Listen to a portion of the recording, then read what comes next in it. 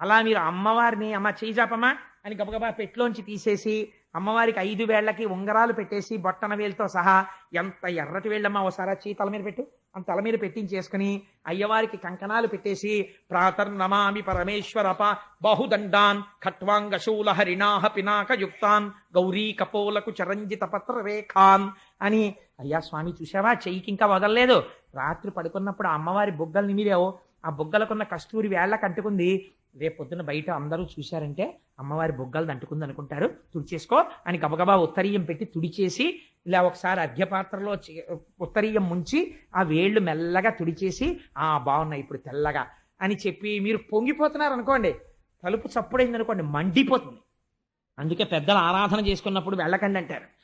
మీరు పొంగిపోతూ ఇదంతా అయిన తర్వాత అప్పుడు స్నానం అయిపోయింది, ఓ పాత్ర పెట్టి 2 పాదాలు పెట్టి మీ భార్య బంగారు కలశంతో నీళ్లు పోస్తుంటే మిమ్మల్ని కట్టుకున్నందుకు ఆవిడ ఉద్ధరింపబడేది. అప్పుడు ఆవిడ వంట చేస్తూ ఉంటుంది, కానీ ఇక్కడ బంగారు చెంబు పట్టుకొచ్చి ఆవిడేమో నీళ్లు పోస్తూ ఉంటుంది, మీరేమో అయ్యవారి తెల్లటి పాదాలు కంకణాలు పైకెత్తి కడిగేసి అమ్మవారి పాదాలు కడిగేసి ఈ లత్తుక గంధం కరిగిపోయిన నీళ్లు తీసి ఇక్కడ పెట్టి అకాల మృత్యుహరణం సర్వవ్యాధి నివారణం సమస్త పాపక్షేకరం శ్రీ పార్వతీ పరమేశ్వర పాదోదకం పావనం శుభం అని ఉద్ధరిణితో తీసుకుని ఇలా పోసుకుని ఇలా తాగేసి మానసికం రా ఇలాగా అని ఆవిడ చెంబు అక్కడ పెట్టేసి ఆవిడ ఇలా పవిట కొంగులో పట్టుకుని నిలబడి తీసుకోకూడదు, కూర్చుని చక్కగా ఇలా ఆవిడ పడితే ఆవిడకు 3 మాటలు పోస్తే ఆవిడ కూడా పుచ్చేసుకున్నాక చూసావా మన స్వామి ఇంట్లో చక్కగాను అని మీరిద్దరు ఆ తీర్థం పుచ్చేసుకుని స్వామి తినండి ప్రసాదం మధ్యే పానీయం సమర్పయామి మెల్లిగా తినండి వెక్కిళ్ళు వస్తాయి ఏమిటా కంగారు ఎక్కడికి వెళ్ళిపోరలేండి భక్తులు అని మీరు శాసించి,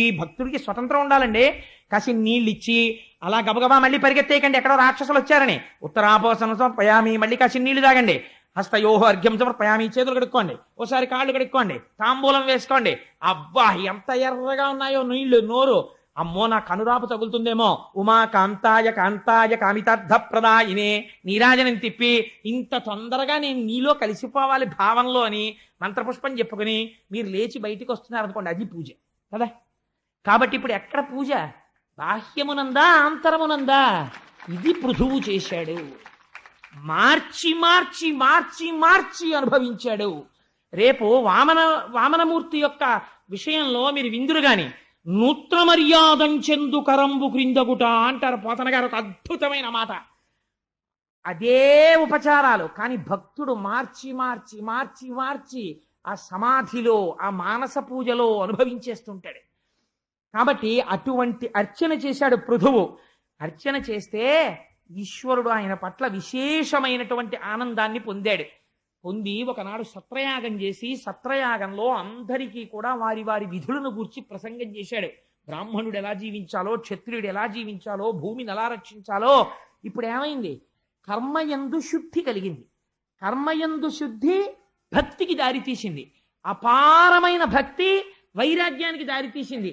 ఇవన్నీ కాదురా శాశ్వతం, ఈశ్వరుడి పాదాలు పట్టుకోవాలన్న వైరాగ్య బుద్ధి అంకురించింది. కొడుకులు పెద్దవాళ్ళు అవుతున్నారు, ఇప్పుడు జ్ఞానం ఇవ్వాలి. ఒక రోజున సత్రయాగం జరుగుతుండగా సనక సనందనాది మహర్షులు కిందకి దిగారు. వాళ్ళ పేరు చెప్తే చాలండి సభంతా గంగా స్నానం చేసినట్టే. అన్ని ఉన్నాయి కాబట్టే పృథు మహారాజు గారి చరిత్రకు అంత గొప్పతనం ఇచ్చేశారు. సనక సనందనాదులు కిందకి దిగారు. మహాపురుషులైనటువంటి వారు లేచి నడిచి వస్తున్నప్పుడు అంత తేజస్సు లేనివాడు కూర్చుంటే ఆయుర్దాయం తగ్గుతుంది, ప్రాణములు తమ తమ స్థానములలోంచి లేస్తాయి. అందుకని లేచి నిలబడితే మళ్ళీ అవి కుదురుకుంటాయి. అందుకని పెద్దలు వచ్చినప్పుడు నిలబడతారు, వారు అనుగ్రహించి కూర్చోండి కూర్చోండి కూర్చోండి అంటే అలా అన్నప్పుడు కూర్చోవచ్చు. అంటే ఇప్పుడు అందుకే నేను మొన్నటి రోజున తత్వవిధానంద సరస్వతి స్వామి వారు వచ్చినప్పుడు మనం నిలబడలేదు. నేను ఉత్తర క్షణం సభ తరపున వారికి క్షమార్పణ చెప్పాను. స్వామి మీరు అన్యథా భావించకండి, స్వామి యొక్క విష్ణు సహస్రనామ స్తోత్ర పారాయణం అవుతున్న కారణం మీద ఇంతమంది లేచి నిలబడి కూర్చుంటే కొంచెం ఇబ్బంది కలుగుతుందని స్వామి నామపారాయణం జరుగుతోంది కాబట్టి లేవలేదు, ఈ అపచారము మన్నింపబడుగాక అంటే వారి ఉత్తర క్షణం ఏం పర్వాలేదు ఏం పర్వాలేదు నేను దాన్ని స్వీకరించినట్టే క్షమార్పణ చెప్పాలి. మహాపురుషులకు వారు వచ్చినప్పుడు నిలబడకపోతే, లేకపోతే నేను ఇంకా భాగవతం చెప్పడం ఎందుకండి, మిమ్మల్ని నిలబడద్దని చెప్పినప్పుడు నేను క్షమార్పణ చెప్పాలి మీ తరపున. అందుకని క్షమార్పణ చెప్పాను నేను వెంటనే వారికి. కాబట్టి ఆ సనక సనందనాదులు రాగానే పృథువు లేచి నిలబడ్డాడు, వాళ్ళని అర్చించాడు, అర్ఘ్యం ఇచ్చాడు, పాద్యం ఇచ్చాడు, ఉచితాసనమున కూర్చోపెట్టి తత్వవిధానంద సరస్వతి స్వామి వారిని శ్రీగారు అడిగిన ప్రశ్న అడిగాడు. ఏమడిగాడంటే, సంసారములో ఉన్న తింగరులం కదా స్వామి మేము ఎలా తరిస్తామండి? మేము తొందరగా తరించడానికి ఏదైనా మార్గం ఉందా? మీ వంటి మహాపురుష దర్శనం మాకు అస్తమానం దొరుకుతుందా? అందుకుని మాకు కృప చెయ్యండి. ఒక గొప్ప మాట చెప్పాడండి. చాలా ఈశ్వర్యవంతుడు, అతి దరిద్రుడు, బాహ్యమునందు కాదు. బాహ్యమునందు ఒక ఆయన ఐశ్వర్యవంతుల్లా కనిపించచ్చు, ఒకడు దరిద్రుల్లా కనిపించచ్చు. కానీ ఆంతరమునందు ఒకడు ఈశ్వరుడి దృష్టిలో గొప్ప ధనవంతుడు, వేరొకడు కటిక దరిద్రుడు. ఏ కారణము చేత అని అడిగితే ఆయన అన్నారు, మహానుభావుడు సనక సనందనాదులు ఆ రోజున చెప్పారు, ఎవడు మహాపురుషుణ్ణి తన ఇంటికి తీసుకెళ్లి ఆతిథ్యం ఇచ్చి గడప దాటించి వారి పాదములకు వంగి నమస్కరించి తన ఇంటిలో ఉన్న తృణమో పణమో వారికి సమర్పించి గృహస్థాశ్రమము సన్యాసాశ్రమమునకు భిక్ష పెట్టడానికి ఉపయోగపడుతోందో, ఒక తత్వవిధానంద సరస్వతి వంటి మహాపురుషుడికి ఆతిథ్యం ఇస్తోందో, అటువంటి వాడు ఈశ్వరుడి దృష్టిలో అపారమైన ఐశ్వర్యవంతుడు. వాడురా ఐశ్వర్యవంతుడంటే నన్ను నమ్ముకున్న వాడికి ఆతిథ్యం ఇచ్చాడు కనుక అన్నారు. కాబట్టి చూడండి, సనక సనందనాదులకు ఆతిథ్యం ఇచ్చి ఆంతరమునందు కోట్లకి పడగలెత్తాడు ఇప్పుడు పృథమహారాజు గారు. ఎత్తి ఈ ప్రశ్న అడిగితే వాళ్ళన్నారు, అయ్యా గృహస్థాశ్రమంలో ఉండి చాలా కాలము పాపకర్మల యందు మగ్నుడై ఈశ్వరుడి వైపుకి తిరగని వాడు చెయ్యవలసిన మొట్టమొదటి పని ఏదో తెలుసా? జీవితం తరించడానికి ధరణి సజ్జన సంగంబు తలపనుభయ సమ్మతంబగు వారలు సలుపునట్టి సరస సంభాషణ ప్రశ్న సరణి నిఖిల జనములకు సుఖకరమగు జనవరేణ్య.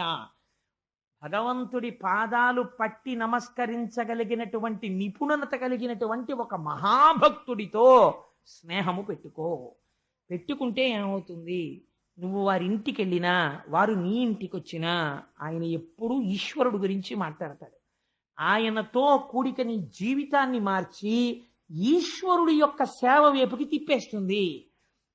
నీకేదైనా అనుమానం ఉంది, సిద్ధాన్నము నీ ఇంట ఉన్నది, నువ్వు పరిగెత్తుకెళ్ళి నీ స్నేహితుడిని అడగచ్చు, అయ్యా ఇది ఎలాగండి ఉపాసన అని అడగచ్చు. పరమ సంతోషంతో ఆయన నీకు వివరణ చేస్తాడు.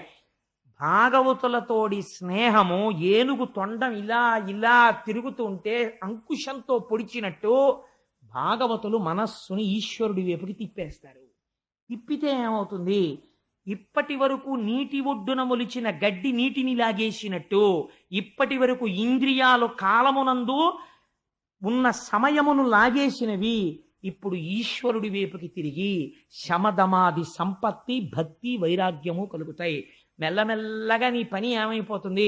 అస్తమానం ఆ పూజకు పరిగెత్తా, ఈ పూజకు పరిగెత్తా, ఆ గుడికి పరిగెత్తా, ఈ గుడికి పరిగెత్తా, ఆయనతోడి అనుబంధం అలా మారుస్తుంది. కాబట్టి పరమ భాగవతులతోడి స్నేహము, వారిని ప్రశ్నించుట, వారితో బాంధవ్యము కలియుట, వారిని అనుసరించుట, కలిసి తిరుగుట, ఇవి నిన్ను ఉద్ధరిస్తాయి. నీకు ఎన్నో గ్రంథాలు చదివితే తెలియని విషయాలు ఒక మహాభక్తుడితో కూడి ఉండడంలో నీకు తెలిసిపోతాయి. కాబట్టి వారు సిద్ధాన్నము వంటి వారు. అటువంటి వారితో కలిసి తిరిగి ఈ సంబంధం ఏర్పరచుకుంటే ఆ భక్తి క్రమంగా నిష్కామయోగమునకు దారితీసి వైరాగ్యం వచ్చి ఉన్నది ఈశ్వరుడు ఒక్కడే.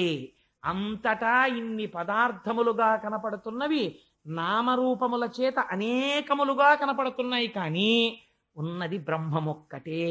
ఉన్న ఒకే మట్టి ఇన్ని పాత్రలుగా కనపడుతోందన్న అనుభవం లోపల సిద్ధించి ఆ జ్ఞానమునందు నిలబడిపోయిన తరువాత ఘటము పగిలిపోతే కుండలో ఉన్న ఆకాశము అనంతాకాశములో కలిసినట్టు నీవు మోక్ష పదవిని అలంకరిస్తావు అని అద్ది బాహ్యంబులైన ఘటాధికములు ఆంతరములైన సౌఖ్య దుఃఖాధికములు అను విభేదనములాత్మ భేదనములగుడ అయ్యుపాధి వినాశనంబునందగలడు.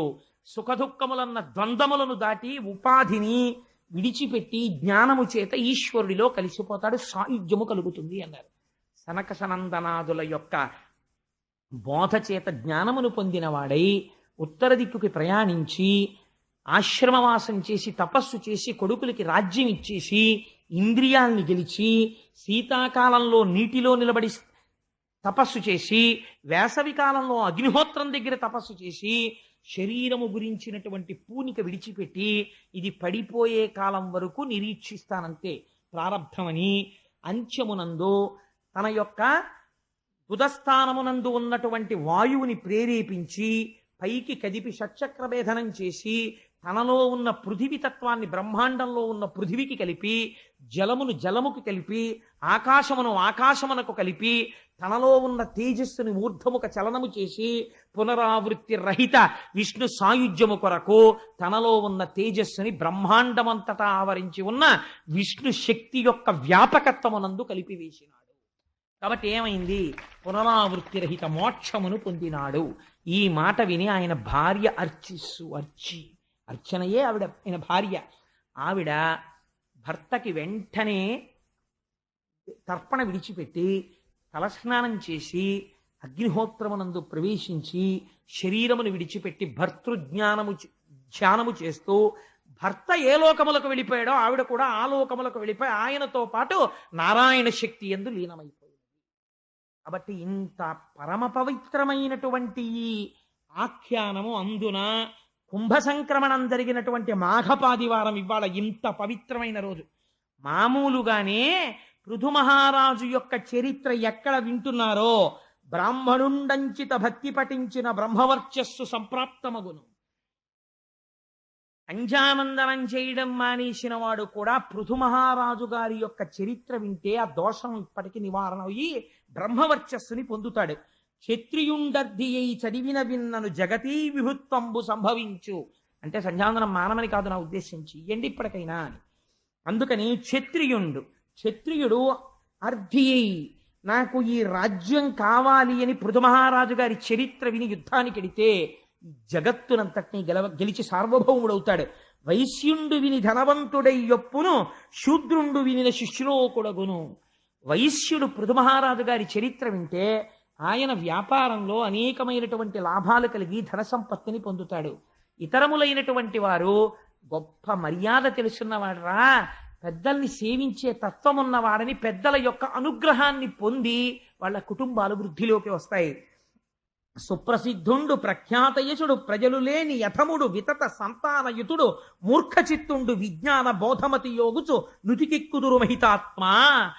ఎంత చేతకాని వాడు, ఏమీ తెలియని వాడు కూడా ఇటువంటి ఈ స్వామివారి యొక్క పృథు మహారాజు గారి యొక్క చరిత్రని ఎవడు వింటున్నాడో అటువంటి వాడు సర్వ సిద్ధులను పొంది సర్వ పాపములు నశించి శ్రీకృష్ణ పరమాత్మ యొక్క పాదార విందముల యందు భక్తిని పొంది ఇహమునందు పొందవలసినవి పొంది అంచమునందు మోక్షస్థితిని పొందడానికి కావలసిన జ్ఞానము వాడికి ఈ జన్మలో బోధ జరిగేటటువంటి అదృష్టమును పొంది ఆ అర్హతను పొందుచున్నాడు అని ఆనాడు వేదవ్యాసుడు ఈ పురాణాంతర్గతం చేస్తే మన మీద అనుగ్రహంతో మహాపురుషుడైనటువంటి పోతనామాచ్యుడు అంగీకరించాడు.